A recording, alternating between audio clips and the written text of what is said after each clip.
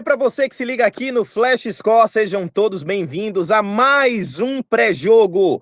Estamos na fase de mata-mata, fase 16avos da Copa do Mundo, e agora a gente vai falar de México e Equador, um grande jogo. Quem será que passa para as oitavas? Qual é o seu palpite? Deixa aqui nos comentários embaixo que eu quero saber de você. Será que o México passa? Será que o Equador vai avançar de fase? Enfim, para você que ainda não é inscrito, inscreva-se no nosso canal, ative o sininho. Vou deixar um QR Code aqui bem no cantinho da tela para você apontar a câmera do seu celular, escanear esse QR Code e baixar o nosso app que é de graça. Hoje eu estou muito bem acompanhado. Fran Alberto, seja muito bem-vinda. O que esperar de México e Equador nesse grande duelo de 16avos, minha amiga?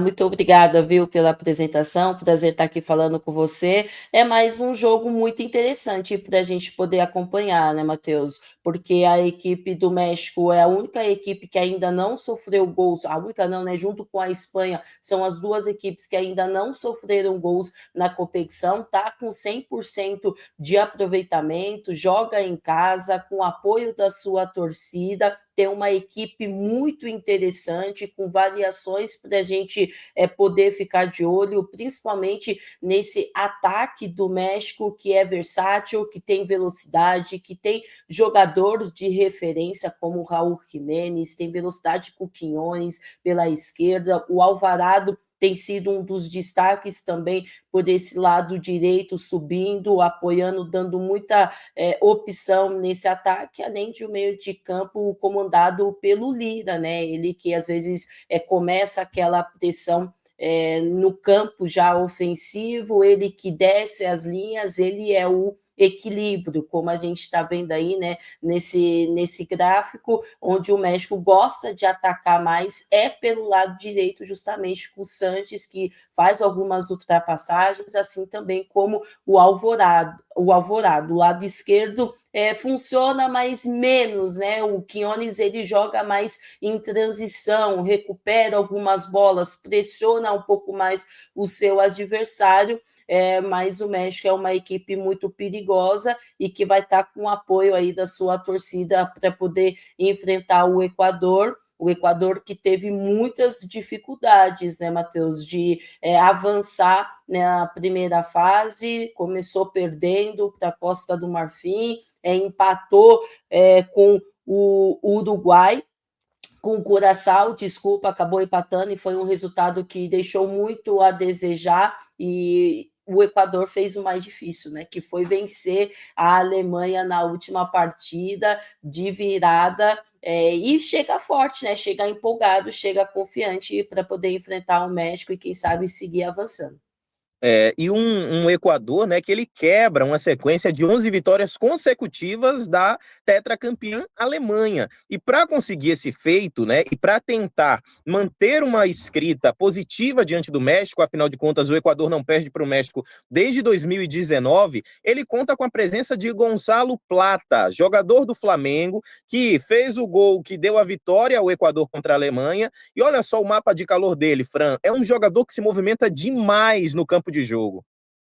É, um jogador que se movimenta demais e estava precisando de um golzinho, né, para poder dar mais confiança, e esse gol apareceu no momento certo, que foi na virada justamente contra a seleção da Alemanha. É um jogador que tem muita velocidade, que conduz muito bem a bola, que é muito solidário também defensivamente, ajuda demais, tanto que por mais que o mapa de calor dele seja mais pelo lado direito, que é onde ele começa a maioria das jogadas, ele recompõe bastante, ajuda bastante e é uma válvula de escape dessa seleção do Equador. Acho que o Equador enfrentou muitas dificuldades pela falta de eficiência na competição. É uma equipe que criou muitas oportunidades, mas que não guardou, né? O Ener Valencia é muito questionado, perdendo muitos gols.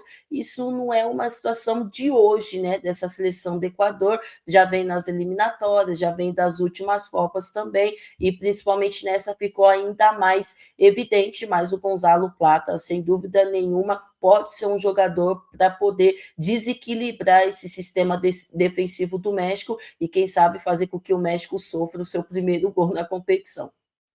Pois é, e um México que é bastante inteligente. Como a gente falou, o México tem uma boa sequência nessa Copa, uma boa sequência também em jogos em casa, mas existe um tabu ali contra o Equador. A última vez que o México bateu o Equador foi lá em 2019, num amistoso, por 3-2, e depois disso tivemos 4 partidas, 3 empates e uma vitória do Equador, que aconteceu em 2021.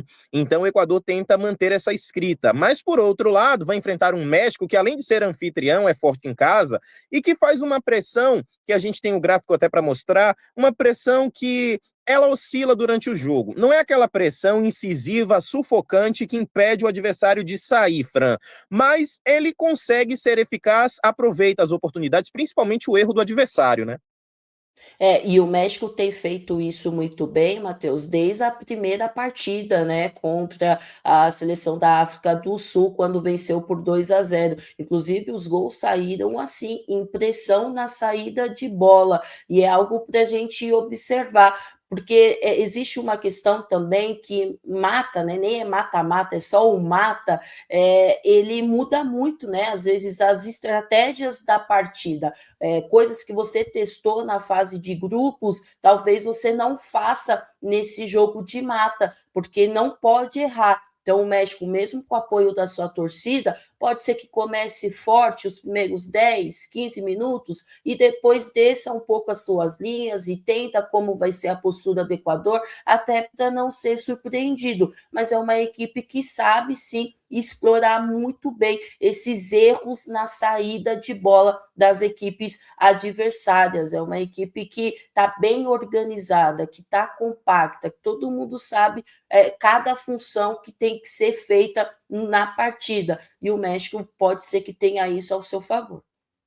Pois é, aquele gol contra a Coreia do Sul, por exemplo, foi um exemplo claro do que a Fran falou, né? Aproveitou o erro do adversário, venceu o jogo por 1-0, fez o básico. Esse gráfico de pressão que a gente está vendo já é um gráfico contra a República Tcheca, ou a Tchequia, né? Que não ofereceu tanto perigo assim para a seleção mexicana, mas esses 3-0 construídos ali na parte final do jogo foram essenciais para mostrar como o México pode ser perigoso e eficiente lá no campo de ataque. Do outro lado, a gente também tem o gráfico de pressão do Equador, que no início do jogo soube sofrer contra a Alemanha, levou um gol ali num susto, um gol bastante polêmico até, muita gente achou que foi falta no lance que gerou o gol alemão, mas o Equador soube ser uma coisa que é muito importante no futebol, resiliente, né, Fran? A gente percebe aí pelas linhas da pressão que ele soube sofrer, soube administrar e conseguiu sair vitorioso.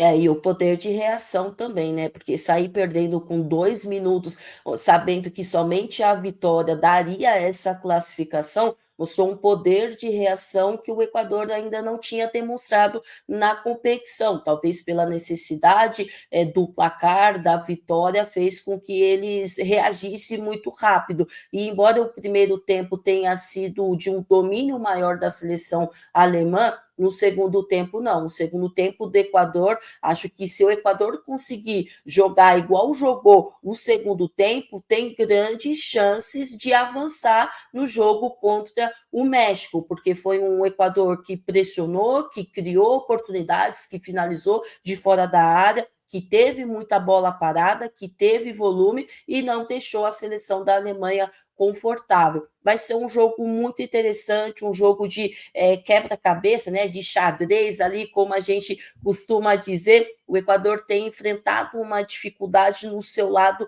esquerdo, né, tanto que não repetiu ali nenhuma escalação, e o lado direito do México é o lado mais perigoso. O lado do Equador, o primeiro jogo jogou o Minda, né, com o Hincapié, aí depois jogou Estupinan, depois jogou o Angulo. O Angulo acho que foi o jogador que mais se adaptou nesse lado esquerdo, não só pelo gol, mas que conseguiu cumprir muito bem a função. Vamos ficar de olho para ver se vai conseguir repetir a escalação, se vai mudar o jeito de jogar, mas o segundo tempo foi o que mais deu certo, principalmente para poder enfrentar o México, que tem o lado direito muito forte como o Alvorado e o Sanches, como a gente já falou.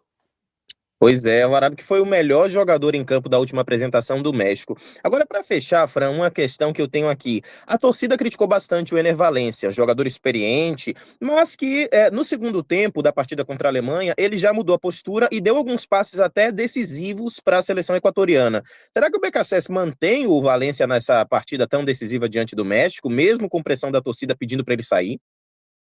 É um jogador que pode ajudar muito essa seleção do Equador. Ele começou a Copa, inclusive, como capitão da equipe, depois perdeu a faixa ali para o Caicedo, justamente por causa dessas oscilações. Eu acredito que a questão do Valência é somente a finalização.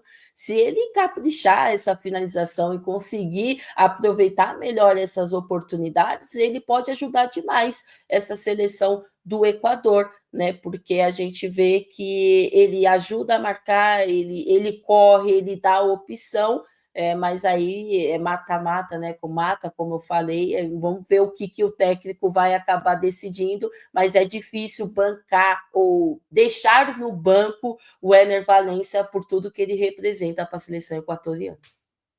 Pois é, México e Equador, claro que você vai curtir a narração ao vivo lá no nosso app Flash Score e no site. Fran, muito obrigado pela sua companhia, minha amiga. Eu que agradeço e até a próxima, meu amigo.